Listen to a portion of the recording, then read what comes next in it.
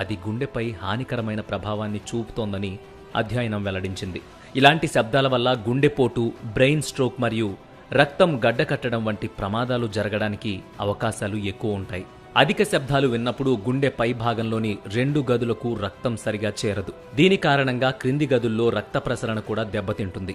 అది గుండెపోటుకు దారితీస్తుంది. 15 నిమిషాల పాటు 50 నుంచి 70 డెసిబుల్స్ కంటే ఎక్కువ శబ్దం వింటే అది ఒక వ్యక్తి యొక్క గుండెను ప్రభావితం చేస్తుంది. 60 డెసిబుల్స్ కంటే ఎక్కువ సంగీతాన్ని వినడానికి అలవాటు పడితే వినికిడి శక్తి కూడా కోల్పోవచ్చు. మానవ శరీరానికి సంగీతం ఒక థెరపీ లాంటిది. కానీ అదే సంగీతం పరిమితి దాటితే ప్రతికూల ప్రభావాన్ని చూపి గుండెలు ఆపేస్తోందట. వినోదం కోసం సంగీతం వినడం తప్పు కాదు, కానీ ఆ వినోదం ఖరీదు ఒక మనిషి ప్రాణం కాకుండా చూసుకోవడం అందరి బాధ్యత.